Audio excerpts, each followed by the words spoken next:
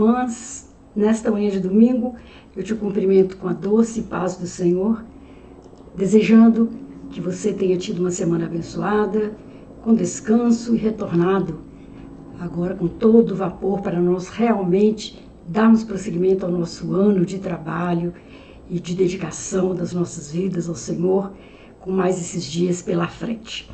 Nosso tema geral é Heróis Improváveis e você já assistiu 4 lições a respeito deste tema e hoje nós vamos ministrar a 5ª lição, Mefibosete. Já ouviu falar dele? Mefibosete, dono de um grande coração. Nós vamos estar falando desse personagem, para muitos desconhecido, mas nós vamos ver o que ele tem para nos ensinar ainda nos dias de hoje. Que Deus te abençoe, te dê muito interesse, você desarme o seu coração, se desligue de tudo aquilo que te impede de aprender a palavra de Deus nesse momento. Concentre-se, deixa Deus falar com você. Para que isso aconteça, nós vamos orar, pedir a bênção de Deus para nós. Vamos orar? Grande Deus, eterno Pai, neste momento, nós te agradecemos todas as bênçãos derramadas sobre nós. O teu amor, o teu cuidado, a tua provisão, a tua proteção a cada dia. E por mais este estudo da tua palavra, que ele fale aos nossos corações, que ele fale às nossas necessidades e que ele nos inspire para prosseguirmos testemunhando da nossa fé no Senhor Jesus. Nós pedimos essas coisas em nome de Jesus. Amém. A lição de hoje, então, é a lição de número 5 e fala de Mefibosete, dono de um grande coração. E o texto básico para nosso estudo nesta manhã é 2 Samuel 9, de 1 a 7. Eu te convido a ler comigo. Certa ocasião, Davi perguntou: resta ainda alguém da família de Saul a quem eu possa mostrar lealdade por causa da minha amizade com Jonatas? Então chamaram Ziba, um dos servos de Saul, para apresentar-se a Davi, e o rei lhe perguntou: você é Ziba? Sou teu servo, respondeu ele. Perguntou-lhe Davi: resta ainda alguém da família de Saul a quem eu possa mostrar a lealdade de Deus? Respondeu Ziba: ainda há um filho de Jonatas, aleijado dos pés. Onde ele está? Perguntou o rei. Ziba respondeu: na casa de Maquir, filho de Amiel, em Lodebar. Então o rei Davi mandou trazê-lo de Lodebar. Quando Mefibosete, filho do Jonatas e neto de Saul, compareceu diante de Davi, prostrou-se rosto em terra. Mefibosete? Perguntou Davi. Ele respondeu: sim, sou teu servo. Não tenha medo, disse-lhe Davi, pois é certo que eu tratarei com bondade por causa da minha amizade com Jonatas, seu pai. Vou devolver-lhe todas as terras que pertenciam a seu avô Saul, e você comerá sempre à minha mesa. Amém e amém. Eu creio que no coração de todos nós, jamais nos esquecemos da maravilhosa amizade entre Jonatas, filho de Saul, e Davi. Nós vemos que essa amizade deu lições maravilhosas para o povo de Deus. Foi uma amizade marcante, porque o sucessor natural de Saul seria Jonatas. Mas Deus havia ungido Davi como um rei de Israel para suceder a Saul, a quem Deus tinha rejeitado. Então essa amizade se aprofundou a cada momento, porque o Jonatas reconheceu que o novo rei a comandar Israel seria Davi. E tinha grande interesse que isso acontecesse. Não tinha nenhum ciúme, não tinha nenhuma inveja, pelo contrário, ele amava Davi, ele desejava que Davi fosse realmente o novo rei. Mas Jonatas e seu pai Saul morrem no mesmo dia. Isso traz imensa tristeza a Davi. Eles morrem na guerra e aí, passado um certo tempo, Davi se estabelece no trono de Israel. É então que, através do texto que nós lemos, o texto de Samuel, ele procura um descendente de Saul para fazer-lhe bem. Olha que coração maravilhoso de Davi. E então, chegando ao servo Ziba, ele pergunta se tem alguém da família de Saul para ele mostrar a lealdade de Deus. E Ziba responde então que há um filho de Jonatas chamado Mefibosete. Tá? Então, Mefibosete foi o filho de Jonatas de quem Davi se lembrou quando rei.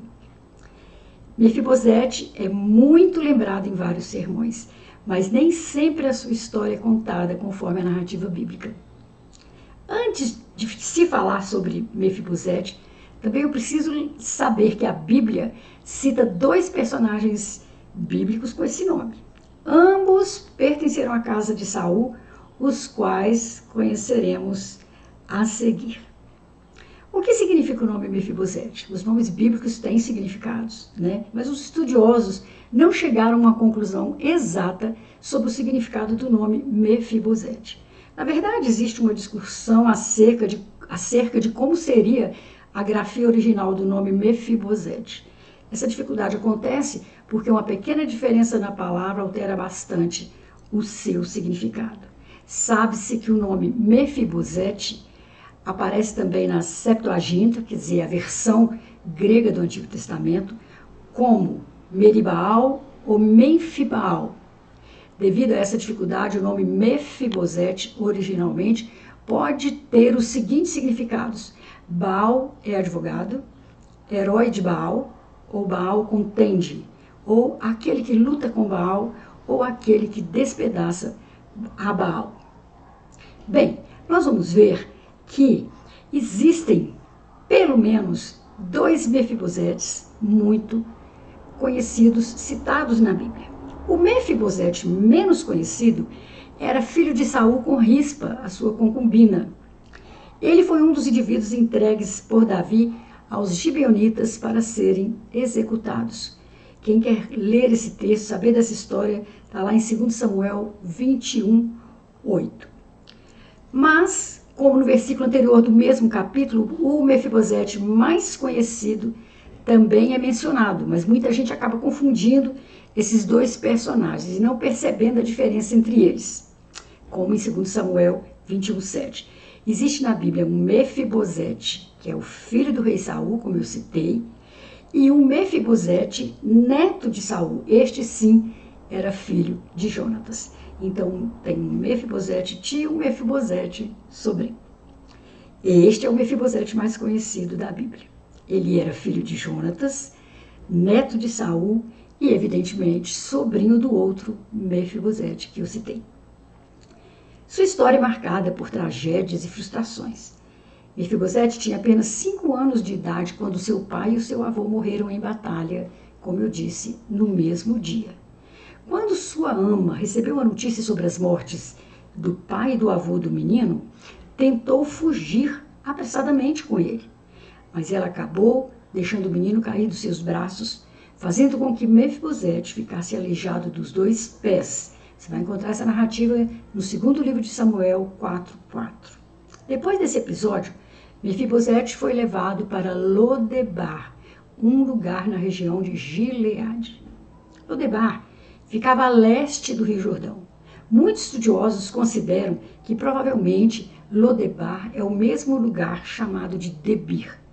Em Lodebar, Maquir, filho de Amiel, se encarregou de cuidar de Mefibosete.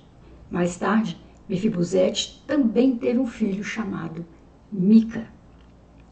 Bem, a história de Mefibosete realmente ganha destaque quando Davi, já estabelecido como rei de Israel, se lembrou da sua profunda amizade com Jonatas. Então ele perguntou se ainda havia restado alguém na casa de Saul, por quem ele poderia mostrar, como eu disse, a lealdade em honra a essa amizade e em honra a Deus. Na ocasião, Ziba, servo de Saul, informou o rei Davi sobre Mefibosete. Então, imediatamente, Davi mandou buscar Mefibosete em Lodebar. Ele entregou ao filho de Jonatas as propriedades de Saul, permitindo que ele sentasse diariamente à mesa do rei.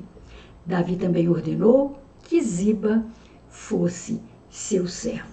Essas narrativas estão em 2 Samuel, capítulo 9.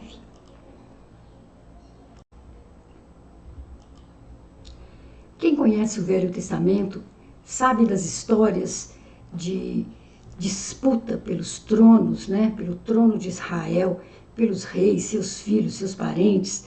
a grande contenda, os grandes conflitos que haviam. E em dada ocasião, o rei Davi precisou fugir por causa da rebelião do seu filho Absalão, que tentou usurpar o seu trono. Davi foge então de Jerusalém e se esconde nas cavernas. Foi nesse período que Ziba demonstrou ser um homem perverso. Ziba, estão lembrando, é o homem que depois passou a ser servo de Mefibosete. Mefibosete havia pedido que Ziba preparasse um jumento para que ele fosse ao encontro do rei levando alguma provisão. Mas Ziba tomou a iniciativa de ele mesmo levar as provisões para o rei, deixando Mefibosete para trás. Então, ao se encontrar com Davi, Ziba aproveitou para acusar falsamente Mefibosete de traição. Ele disse que o filho de Jonatas havia abandonado o rei e apoiado de certa forma a revolta ao trono. Teria dado apoio então a Absalão. Segundo Ziba, o neto de Saul estava esperançoso em poder assumir até mesmo o trono de Israel. Davi acreditou nessa história contada por Ziba e lhe entregou todas as propriedades que pertenciam a Mefibosete. O rei permitiu que Ziba, junto com seus 15 filhos e 20 servos, cultivassem a terra para ele. Mais tarde, quando Davi retornou, depois da morte de Absalão, Mefibosete tratou de ir ao encontro do rei Davi para se defender e provar a sua inocência. Ao chegar na presença de Davi, Mefibosete foi questionado pelo rei acerca do ocorrido. Então ele teve a oportunidade de relatar a traição de Ziba.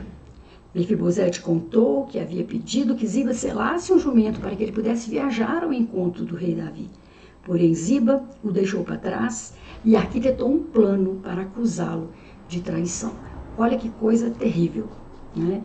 O próprio servo de Mefibosete, o próprio servo de Mefibosete, ele vai ao encontro do rei levando aquelas provisões que eles dependiam, né? Porque ele estava fugindo do palácio.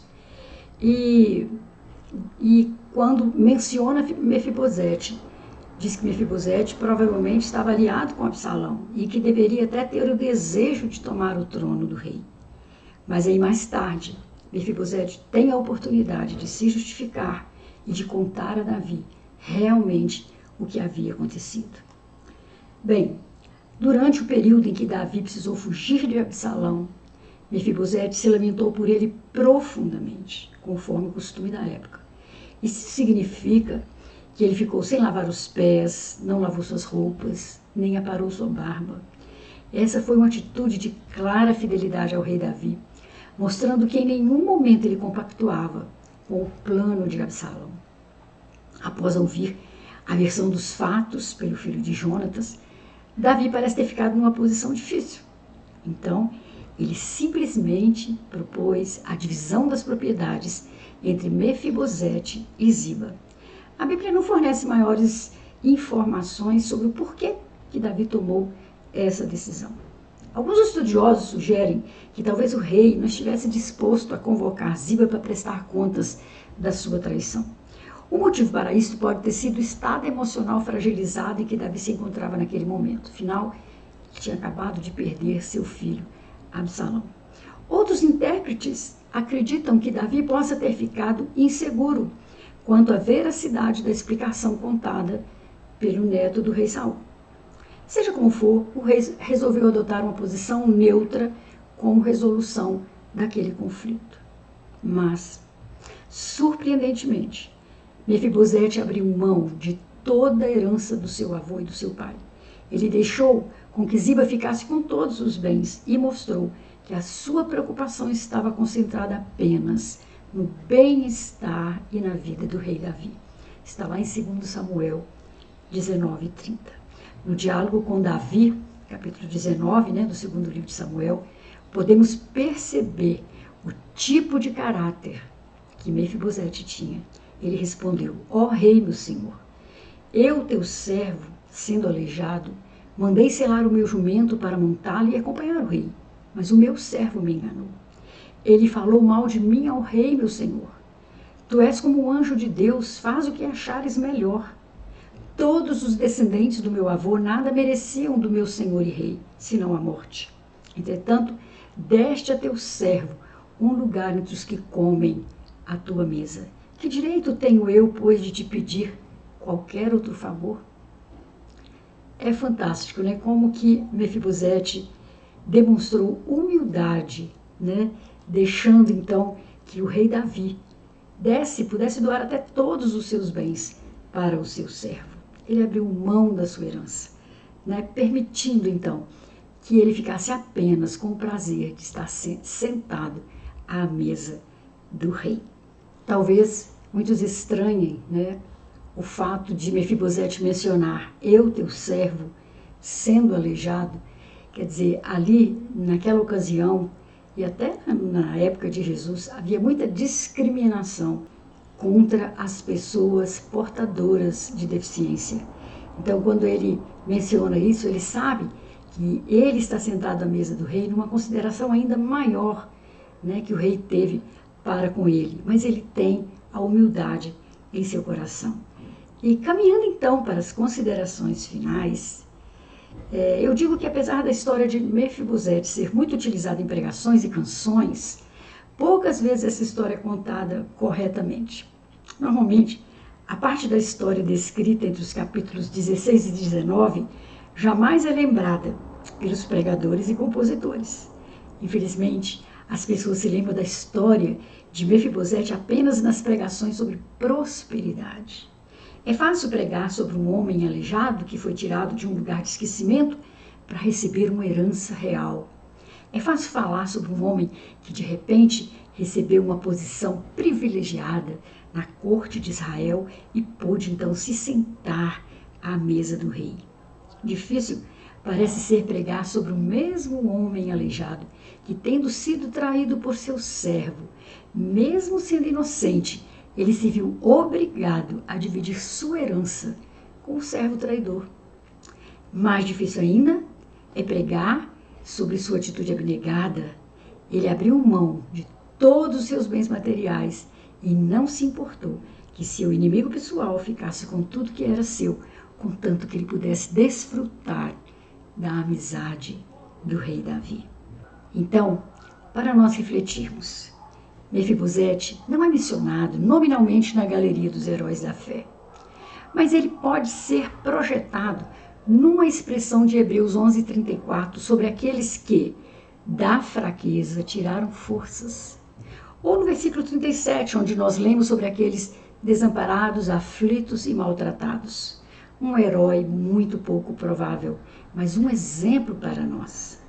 Realmente, a história de Mefibosete proporciona um grande sermão que traz importantes lições.